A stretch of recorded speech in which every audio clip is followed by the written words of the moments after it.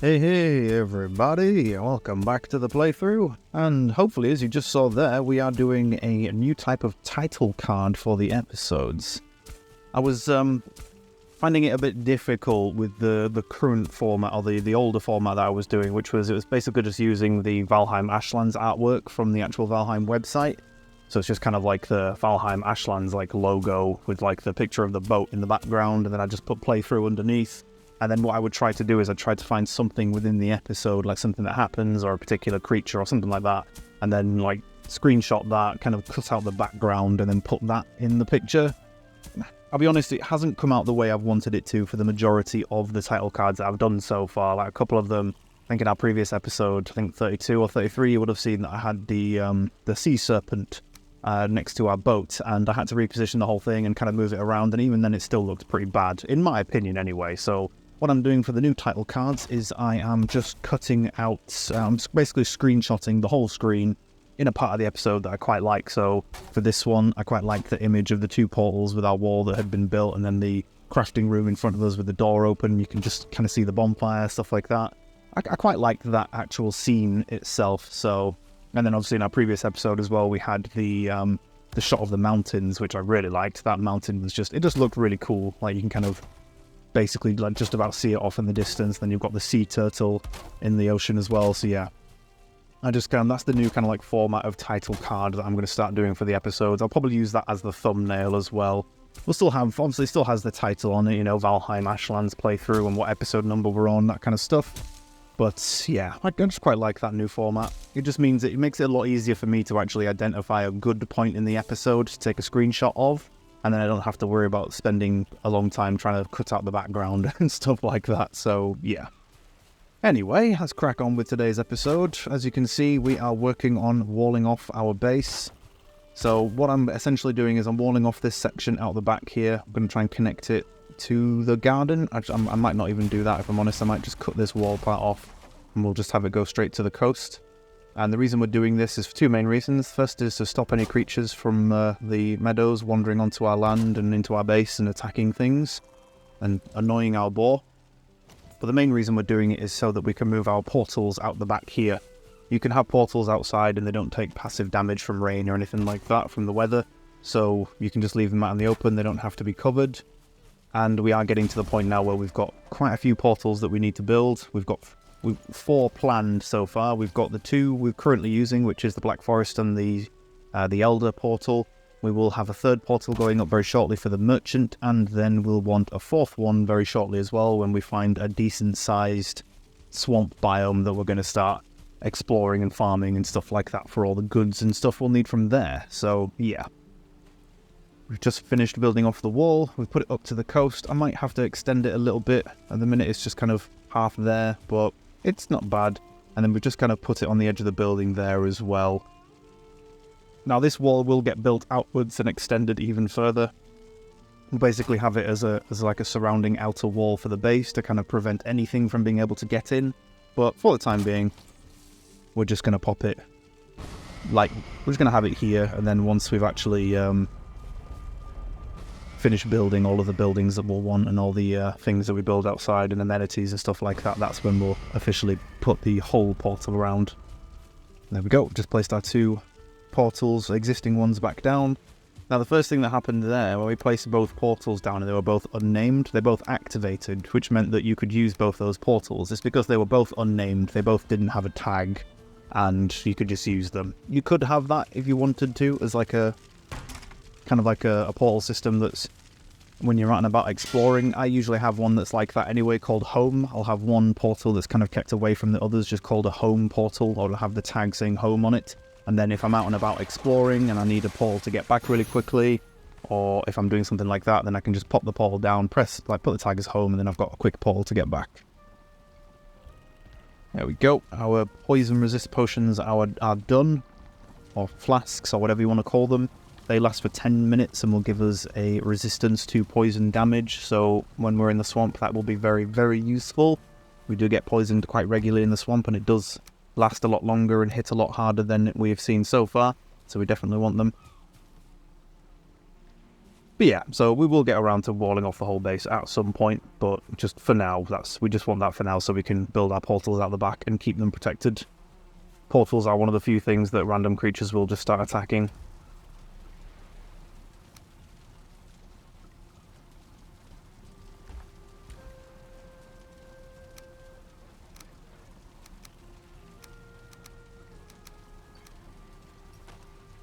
Just gonna grab our bronze armor. We might, at some point, think about going out the back and then cutting down all of the birch trees that we've grown, our little orchard out of the back for all the fine wood. We planted those recently, and I think those have grown now. I believe the tree seeds grow on a similar scale to the vegetable seeds that you plant. So it took a couple of days for our carrots to fully grow, so I believe the trees are on the same time scale. We saw at the end of our previous episode that the orchard itself had grown, so we should probably go out there and chop them down. Start farming all of that fine wood. Trying to think of what else we're going to do in today's episode. We might start exploring that swamp a bit more, or we might go and find another one. We do need to find a larger swamp biome, because the one that we found connected to the Elders Island isn't that big, doesn't have that much in it, but we do need to explore it a bit more as well.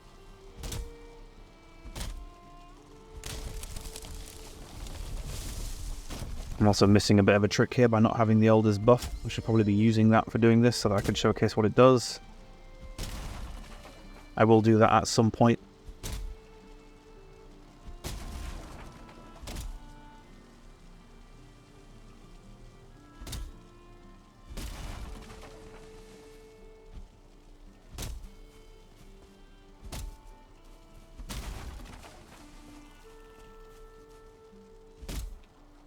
I think the main reason that we're gathering this fine wood now is because of these new portals we need to put up.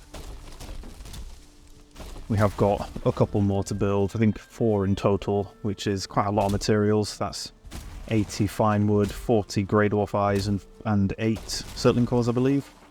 So we actually got the ideal amount that we wanted from that burial chamber that we explored in our previous episode. We needed 8 Surtling cores for these 4 portals, and we got them, so that was, was an incredibly good luck. I'm also making the mistake of not cutting all the trees down at once so that they have a chance to crash into each other and deal damage to the surrounding trees, so that it makes it quicker to cut those down. I'm kind of just chopping them down one by one. Amateur mistake.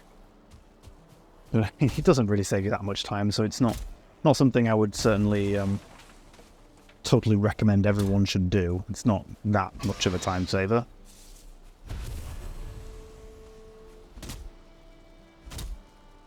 This episode is going to be a little bit shorter than our current ones as well. I think it's going to be about 25-26 minutes in total.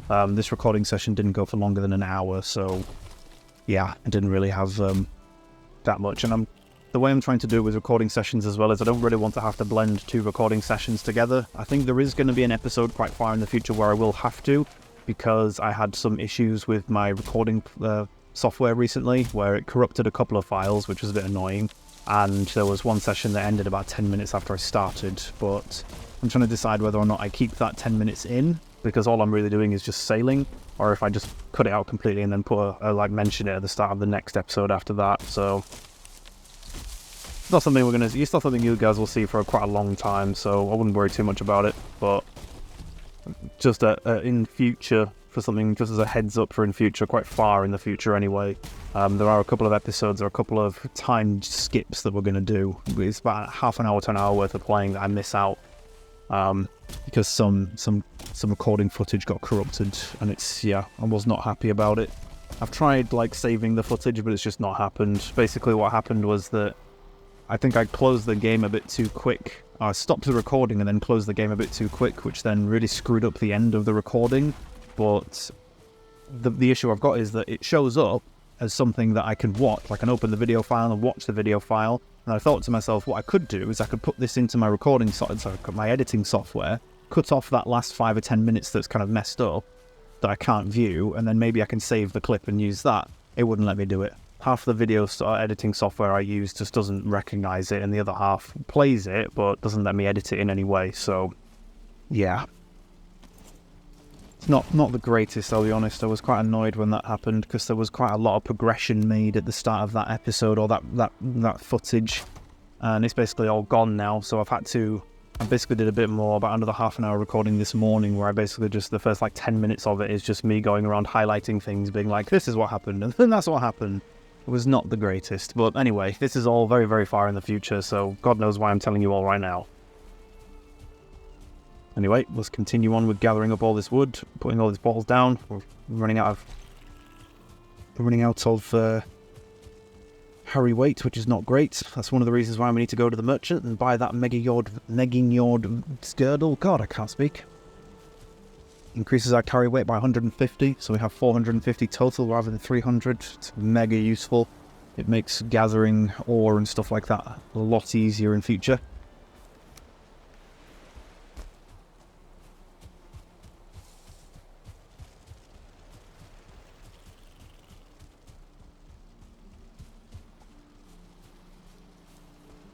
Just dumped all the wood that we had on us, so we can just come over here and pick all of these up. I believe there is like a limit to the amount of items that you can have on the floor, but I think the way it works is, let's just say you cut down about 10 or like 20 trees. I think what happens is, instead of, say if you hit that item limit of items on the floor, instead of those, like the first items you, like that spawned on the floor from like the trees that you cut down, instead of like removing them, I think what it does is it kind of just stacks them up. So it takes like 10 bits of wood from around the area, like next to that item, and then it sucks them all together and makes it just as one stack of 10 to kind of save the amount of items that spawned on the floor. I quite like that it does that. It's a very clever system. I've never seen a game actually use that before. Because a lot of games have like a limit to how many items you can have on the floor at once, and then when you start adding more to it, once you've hit that limit, it starts removing some of the first ones that spawned. So you can end up losing out on some stuff, whereas Valheim just kind of stacks it all together, which is really nice. I don't think that actually happens in the playthrough. If it does, I think it only happens once or twice, and I think we even see it happen as well. But yeah, it's just in case anyone's concerned. But I'm one of those that I don't like having that much items on the floor anyway, because it's all items that the game has to spawn in and kind of have a remember for, like a memory for. And for me, it just kind of makes me think, oh, is this why the world's taking too long to load, or is this why the world is a little bit laggy when I'm playing it? It's because it's trying to spawn in all these items.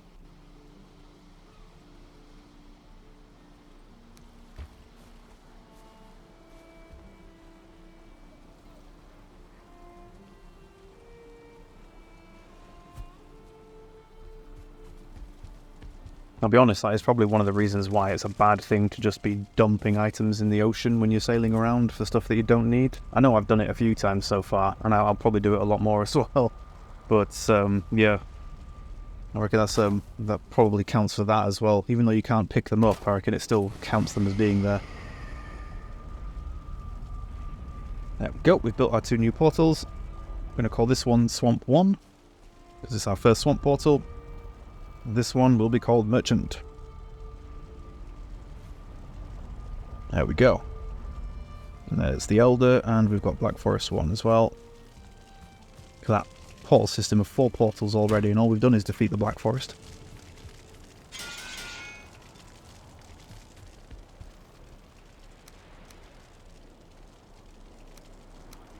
Got to make sure we keep these items on us as well. We can't dump those just yet, as we're going to need those to build the actual portals. But it is night time, so let's go ahead and grab a sleep. You dream you are walking in a snowy wood, and you come upon a naked child sitting against a tree with his eyes closed. If you didn't catch the end of that, the child is you. You grab the child's shoulder to wake him up, and then you wake up as he wakes up, so you are the child. Day 41.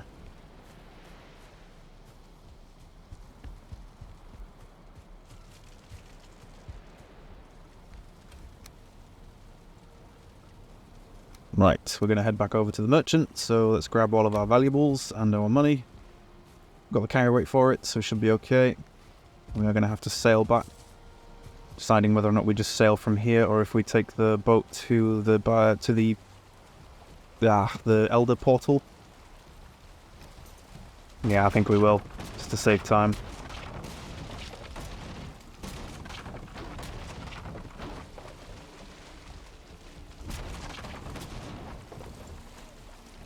I do like the sailing in Valheim, but sometimes it does get frustrating, and sometimes it can take up a lot of time, so yeah, we're just going to try and save that time on these episodes by carrying the boat through the portal. Fingers crossed this isn't going to exceed our carry weight, though. I don't think it will, because the carve isn't that heavy in materials. No, I think we're alright. Oh, no, we are. We're wrong. It's the wood. So we are going to have to dump something. Drop the fine wood? No. Can we get on the shore first? Our stamina is very low. Grab the bronze nails. Don't want to lose those. Oh, we're out of it already. Great. Let's dump the wood. Stack of 50 there. Recharge the stamina quickly, and then... Come on.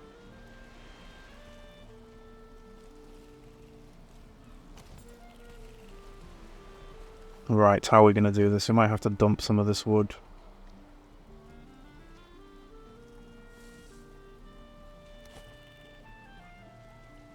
We drop that there for now. Nope, we have to drop some more, I think.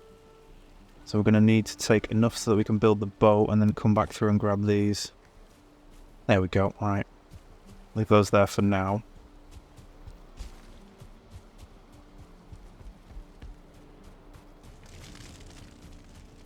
Just jump through the Elder portal.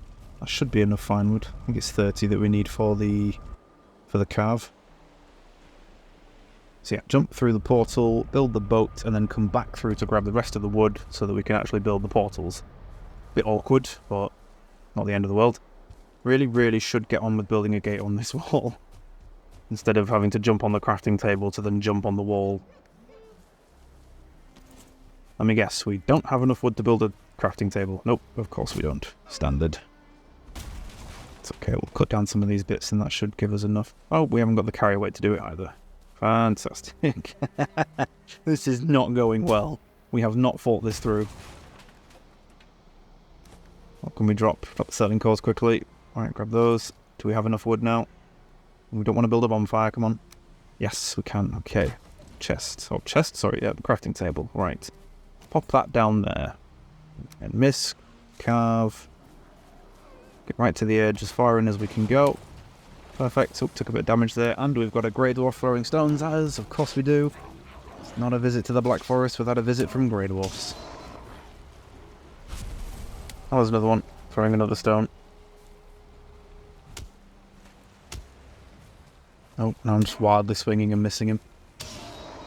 There we go. Right. Give me your items. Take the chair, take the table down so we don't need it. Alright, let's go back and grab the wood that we left behind. Get out of the way, Mr. Deer, we don't need you. Okay, we should now have enough wood to build this gate. There we go, that was almost perfectly lined up. Nope, that's crafting. Do we need a crafting table? We probably do. Oh no, there's one in there. Perfect. Bit that way. Yeah, there we go. Wood gate. Fantastic. Right, back through the portal.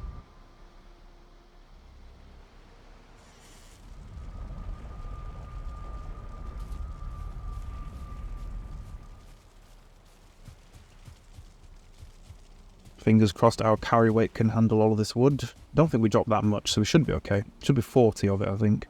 Yeah, perfect. There we go. Right.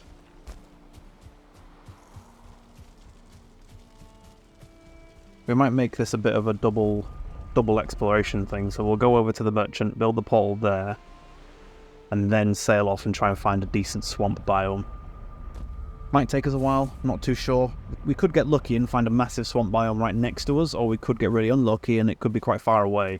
With swamp, with it being the third biome, you can find clumps of it quite close to home, as we did with the Elder Island and the small bit of swamp that we found on there. But sometimes you can get quite unlucky, and sometimes the spawn generation just means that it spawns quite far away. So you just kind of have to hope you get lucky with the spawning of the swamp. I mean, we got really fortunate with that bit spawning right there. But that is, I'd probably say that is about the right distance away from our home base, or from the boss stones, because technically the boss stones is the middle of the world, I believe. I think they're placed at the middle of the world. So when things spawn and they have like a certain spawning distance away from like the starting area, I think that's what it's based off. So obviously our base is in the middle of the world because we've built it a little bit southwest of the spot of the boss stones. Because obviously we wanted to find the coast and make life a bit easier for ourselves. Okay, let's head over to this merchant, sail past this swamp, see what we can see. There are some things we need to identify from swamp biomes as we're sailing past, so that makes life a bit easier for us. We're looking for these kind of stone buildings. They're kind of like a really dark stone buildings with two kind of glowing green torches on the outside, or these kind of like standing torches. I'll explain them a bit more once we actually find a decent swamp biome, but if we can find any in this swamp biome, that would make life a lot easier for us. So those are some new dungeons for us to explore. It's one of the reasons, or the main reason, we needed the swamp key, so hopefully we can find those sooner rather than later.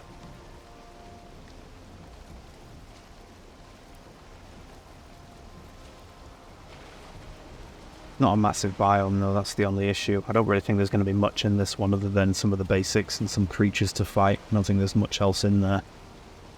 I don't know, I could be wrong. Fingers crossed. Quite shaky out on the ocean today, around the water.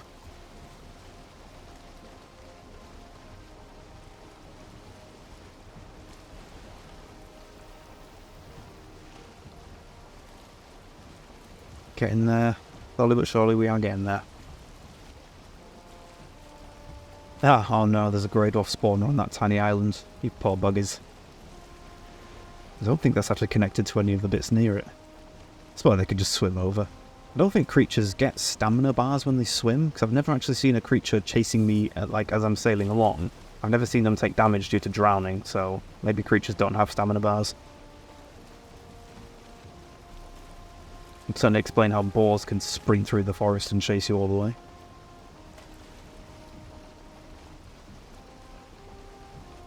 I have realised that the wind is behind us and we could have been making use of the sail to have a faster speed, but this really wasn't that far of a distance, so I didn't really bother with it. Wouldn't have saved us that much time in terms of travel speed. As usual, there is a lovely grey dwarf welcoming party. Let's take these guys down. Hit that bush for no reason whatsoever. Now, to be fair, we do need the wood so we can build a crafting table over here. We go. Take those guys down. Grab a bit more on the way over. See what else there is. Ah, some blueberries. Perfect. Oh, there's 3 or 4 bushes in one here. Nice. Yeah, 5. Any more? No. Okay, now it's raining again. Standard. Oh no, there's another one. Perfect. Hopefully there's no trolls around here.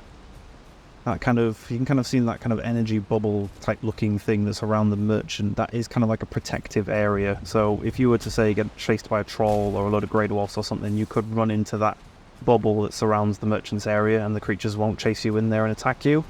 But just be aware that they will hang around the local area.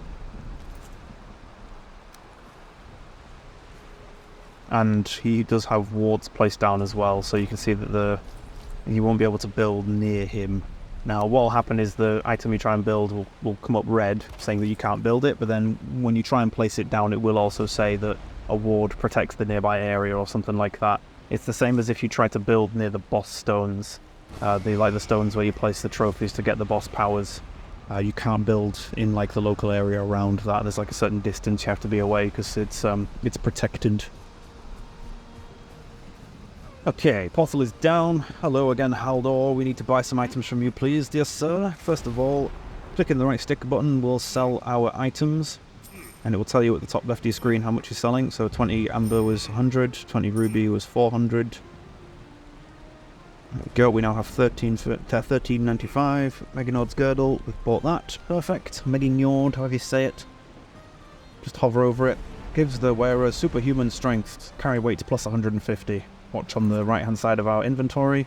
There we go, 450 max carry weight. Fantastic. One of the best items in the game. Honestly, I love this thing.